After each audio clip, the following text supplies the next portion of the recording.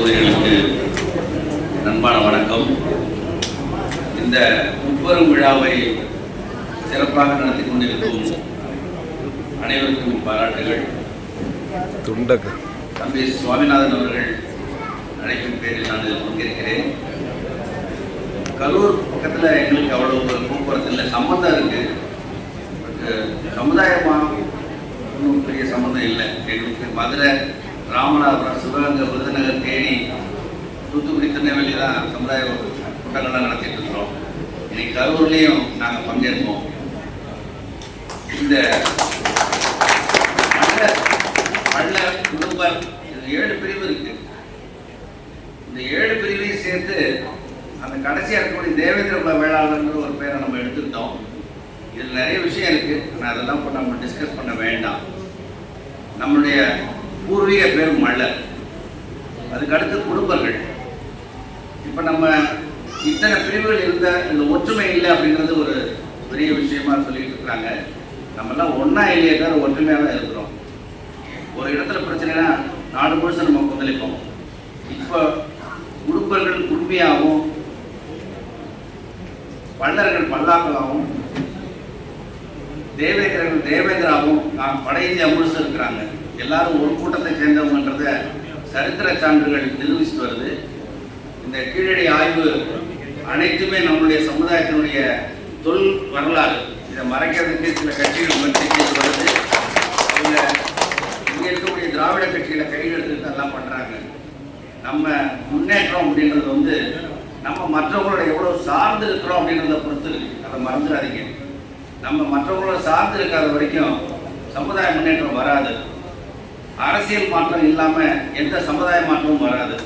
ஆனால் எல்லாரும் அரசியல் பழகுங்க, படிங்க, அரசியல் படுங்க.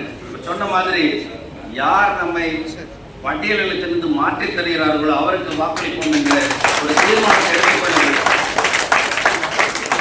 அந்த கட்சிக்கு வாக்களியுங்கள்.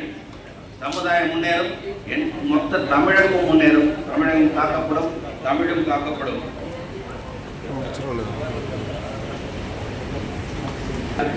எஸ்சி அப்படின்னு அதாவது ஷெட்யூல் கேஸ்ட் போட்டு வச்சிருக்கிறாங்க. பட்டியல் இனம்ன்றதை தாழ்த்தப்பட்டவனாக்கி தீண்டாத ஜாதி ஆக்கிட்டாங்க. இப்போ நம்ம என்ன கேட்குறோம்? எங்களை பட்டியலிருந்து பிரித்து விடுன்னு சொல்கிறோம். பட்டியல் இனம் மாற்றம். இந்த பட்டியலினத்தை பிரித்து எடுக்கணும். சமுதாயம் நமக்கு 17% ஒதுக்கீடு, 1% எஸ்சி எஸ்டிக்கு போயிடுது. இப்போ உள்ளொதுக்கீடு அருந்ததியருக்கு 3% கொடுத்துட்டாங்க. ஏன்னா அவங்க தெலுங்கு பேசுகிறவங்க அதனால கொடுத்துட்டாங்க. இப்போ நமக்கு இருக்கக்கூடியது ஆல்மோஸ்ட் 16% தான் இருக்கு. இதை நம்ம பிரித்து எடுத்துக்கிட்டு வெளியே போகணும். யார் பிரித்து கொடுப்பா? தமிழக அரசு பிரிக்கணும். தமிழக அரசுக்கு உங்க மேல அக்கறை கிடையாது. உங்களுக்கு ஓட்டு தான் வேணும். எல்லாரும் டிஎம்கே ஓட்டு போடுறோம். போய் கண்ண மூடிட்டு தயவு செய்து மாற்றத்தை சிந்தியுங்கள்.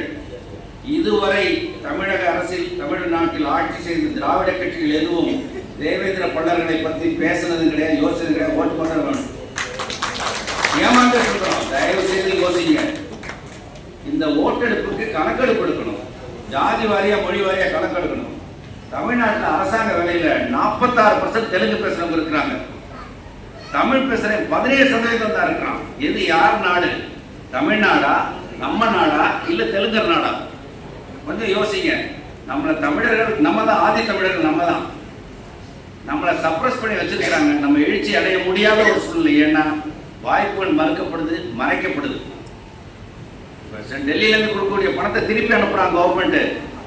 எஸ்சி எஸ்டி ஃபண்ட்ஸ் எல்லாம் யார் கேட்கறது? ஒருத்தர் கேட்க முடியாது. ஏன்னா 46 எம்எல்ஏ தெலுங்கு பேசுறவன், 11 அமைச்சர் தெலுங்கு பேசுறவன். உங்க அமைச்சர் யாரு? ஒருத்தர். யார் மிஞ்சி போச்சுன்னா எஸ்சி எஸ்டிக்கு ஆதி திராவிடங்களாம் தருவானுங்க. இந்த ஒதுக்கீடுன்றதுலேயே பிரச்சனை இருக்கு நமக்கு. நம்ம எந்த ஒதுக்கீடு போறோம்? நம்மளுடைய பிரிவை எடுத்து ஜாதி மொழிவாரி கணக்கெடுக்கும் போது நம்மளுடைய பிரிவான ஒரு 8% 7% எடுத்துக்கிட்டு எங்க போனோம்? நம்ம எல்லாம் எம்பிசி போகணும், பிசி போகணுன்றோம். நான் ஒரு கருத்தை முன்வைக்கிறேன். பிடிச்சவங்க குரல் கொடுங்க. நான் ஓசிக்கு போகணும்னு சொல்றேன்.